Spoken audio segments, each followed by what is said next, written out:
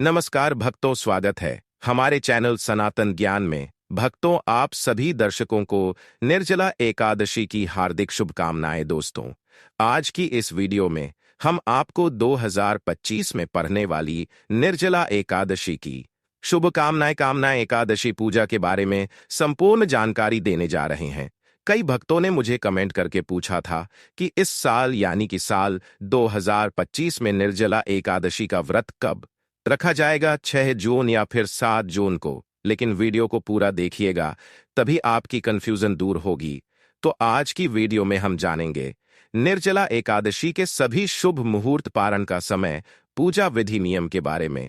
और आपके मन में जो भी प्रश्न है कि इस व्रत में पानी कब और कैसे पीना चाहिए, निर्जल नहीं रह सकते तो व्रत कैसे करें, दान किन चीजों का चाहिए, एकादशी या द्वादशी किस दिन दान करना श्रेष्ठ होगा, और दान के लिए जितनी भी चीज हम बता रहे हैं, अगर हम सब चीजों का दान करने में समर्थ नहीं है तो क्या हम व्रत का फल प्राप्त नहीं होगा। अगला जो प्रश्न है, कलश का दान कैसे करें, पानी भर के जो कलश का दान किया जाता है उसकी विधि क्या है, और क्या कुंवारी लड़कियां भी व्रत कर सकती हैं। यह एक ऐसी वीडियो है जिसमें सारी बातें आप जानेंगे, कहीं कोई और वीडियो देखने की जरूरत बिल्कुल भी नहीं पड़ेगी। तो महंगाई की टेंशन खत्म और शॉपिंग शुरू। अभी डाउनलोड करें, वीडियो में बने रहे। नमस्कार दोस्तों, स्वागत है आप सभी का एक बार फिर से आपका पसंदीदा चैनल में।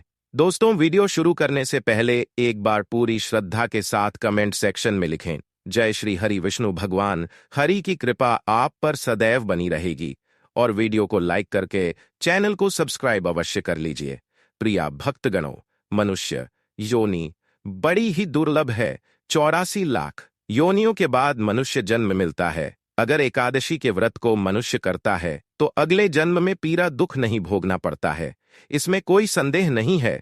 जो व्यक्ति निर्जला एकादशी का व्रत बड़े नियम से करता है उसे मरते समय दुख नहीं उठाना पड़ता, वह सीधे विष्णु लोक जाता है। जो मनुष्य निर्जला एकादशी व्रत रखते हैं उन्हें भागीरथी गंगा में स्नान करने जितना फल मिलता है, उसके 7 जन्मों के पाप झलकर भस्म हो जाते हैं। जो मनुष्य एकादशी के उपवास के साथ यज्ञ हवन करता है तो उसके चारों तरफ वाचक, मानसिक, शारीरिक कष्ट दूर जाते हैं। निर्जला एकादशी करने से मनुष्य स्वस्थ निरोगी रहता है, उसे सुंदर कंचन जैसा शरीर मिलता है, उसमें आत्मविश्वास जागृत होता है, उसका मनोबल बढ़ जाता है, 10 दिशाओं में उसकी कीर्ति फैलती है। जो आज के दिन भगवान विष्णु और माता लक्ष्मी को भोग के साथ तुलसी दल अर्पित करता है तो उसे करने के बाद इंद्रग में अक्षय सुख मिलता है तथा उसे संतान सुख की प्राप्ति होती है। जो मनुष्य रात्रि में जागरण करता है उसके कई जन्मों के पापों का शमन हो जाता है। जो व्यक्ति एकादशी की रात्रि जागरण में जो भजन करता है अति यज्ञ के समान फल मिलता है। जागरण में बार बार भगवान के मुखारविंद को देखकर खुश होता है, उसे भगवान सभी सिद्धियों सुलह कर देते हैं। जो भी व्यक्ति एकादशी द्वादशी को जागरण करके दान करता है तो वह कई यज्ञ का फल पाते हैं, उनको 7 जन्म तक गरीबी का मुंह नहीं देखना पड़ता।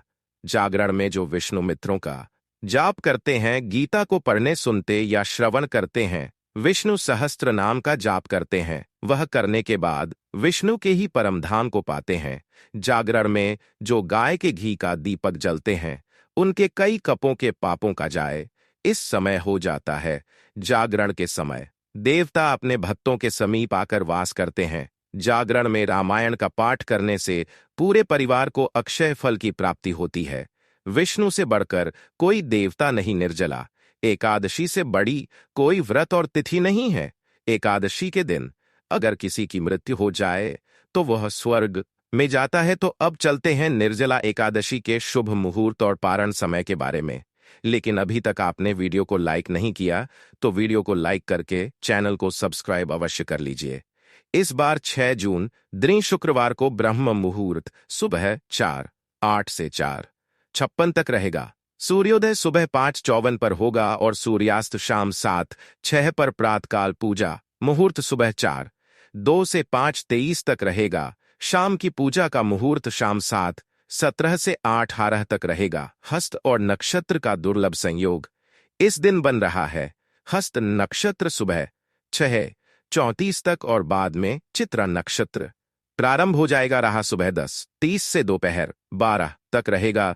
द्वादशी तिथि 7 जून शनिवार को सुबह 4:38 से लेकर 8 जून रविवार को सुबह 7:17 तक रहेगी।